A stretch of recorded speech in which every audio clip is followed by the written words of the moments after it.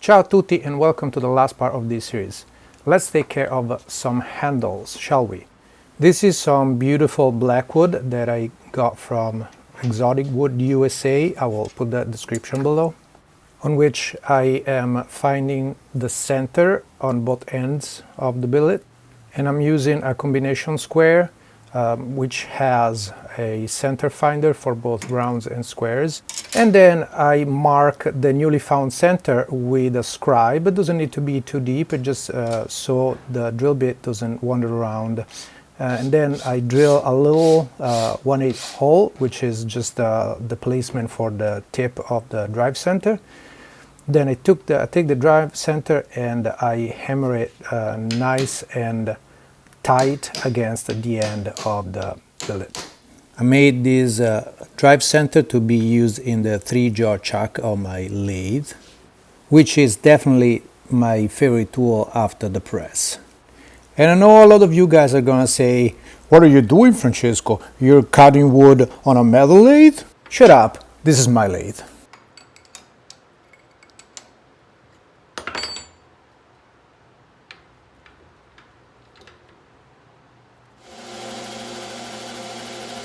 You can see how this freshly sharpened high-speed steel tool is leaving a pretty decent finish and horrible chips that are gonna destroy my lathe.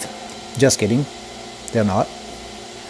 There is gonna be some chatter due to the flexibility of this piece of black wood. Nonetheless, the finish is quite remarkable. After thoroughly cleaning the lathe, since I could see some of you guys going to report me for machine abuse, I go to the grinder and I start grinding a taper in the tang of the chisel.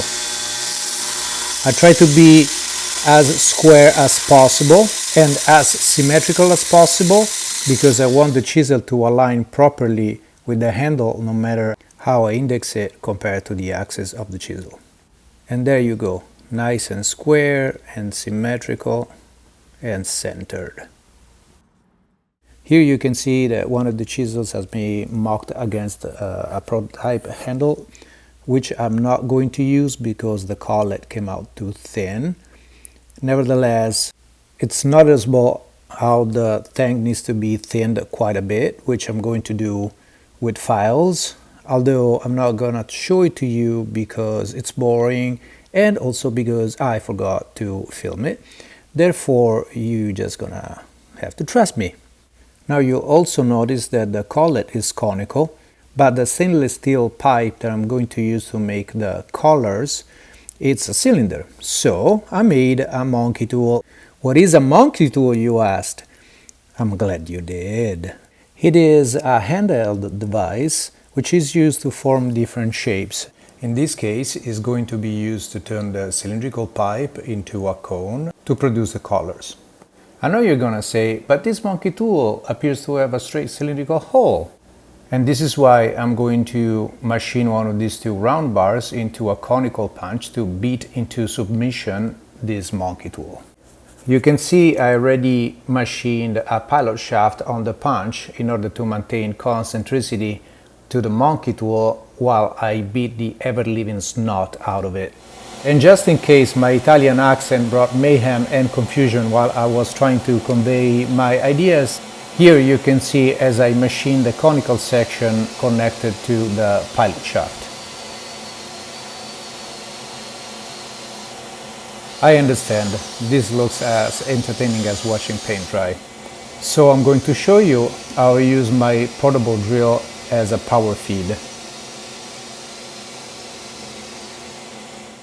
And there you go, here it is, the finished punch, and this is how it will work.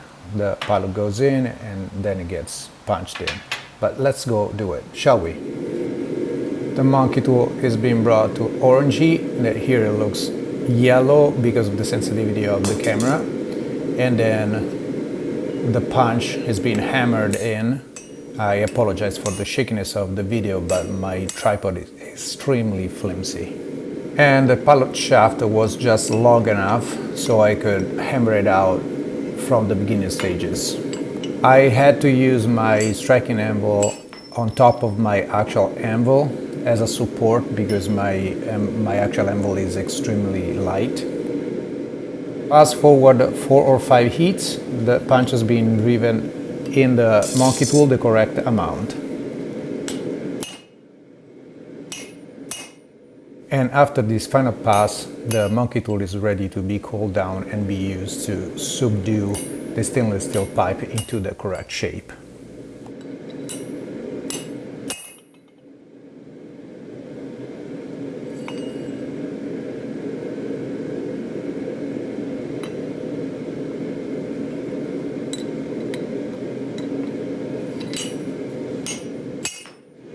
Since this metal pipe is quite thin, if I try to force it in the monkey tool from the beginning, the back part where it gets hammered on, it collapses and I lose a lot of material.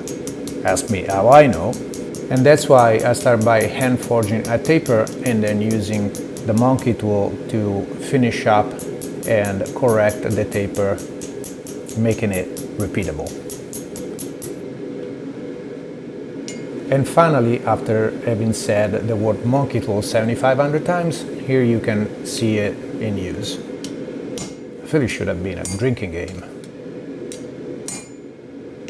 The pipe has finally been beaten into submission and it has acquired the correct shape and size, and the whole process is completely repeatable.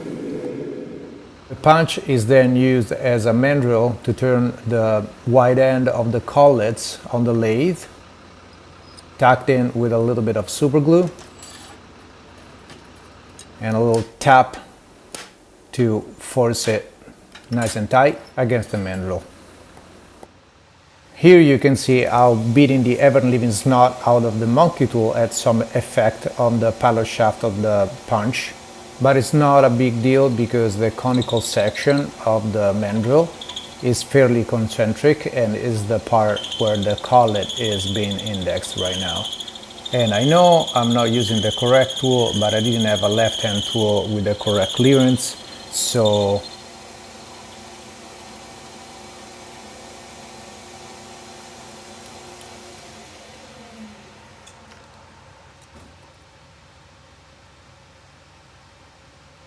the front end of the collar will be turned later, but the back is nice and flat and square.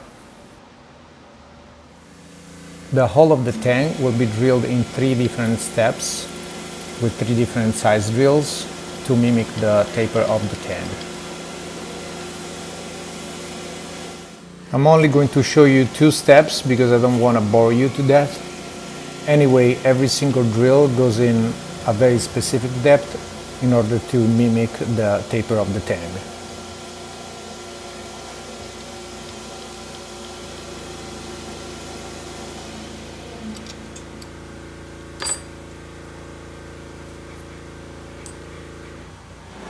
The hole has been drilled undersized compared to the tang, so I can heat it up and burn it in the handle. And it takes a little bit with this little torch, but I don't want to heat it too much because I don't want to overchar the inside of the handle. And of course my shop neighbor decided to annoy the ever-living crap out of me and you, turning on and off his generator.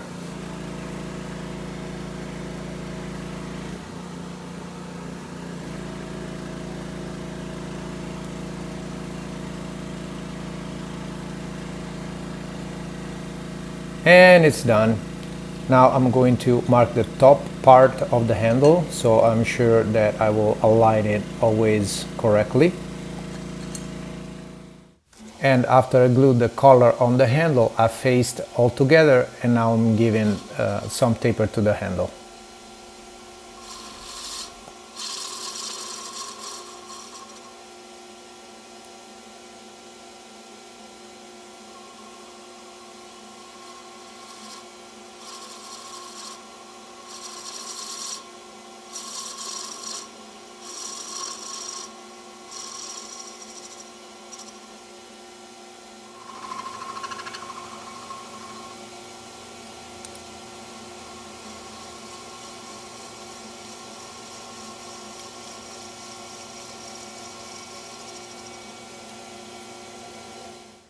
And that's the handle roughed out.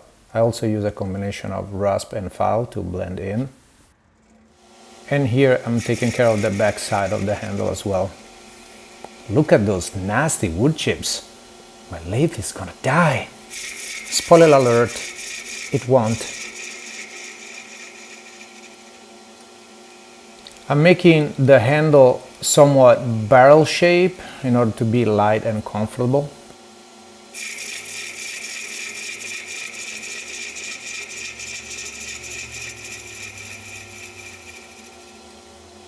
I like using a rasp to blend the shapes and then following with a file and sandpaper. I know I shouldn't have used a glove. I won't do that mistake again, don't worry.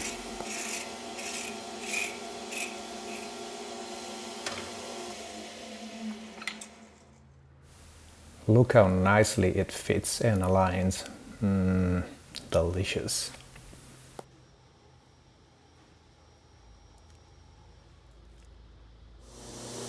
Now that everything is being wrapped out and everything fits together properly, I'm going to blend everything in on the slack belt of my grinder.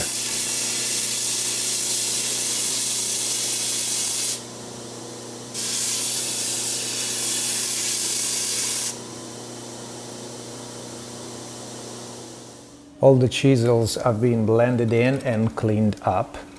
You can see that we're very near the completion of this project. Look how delicious they look. After blending in, I've been through the grits on my grinder to finish then with a nice coat of oil. Beautiful. I didn't show you the etching because we did it already 300 times in the previous episodes, but here they are in all their magnificence. There is also a little bit of chatoyancy that you can see given by the depth of the edge. And at this point they're also sharpened. I really hope you enjoyed this episode and this series, and don't forget to like and subscribe and leave a comment if you'd like. I'll see you in the next one. Ciao, ciao!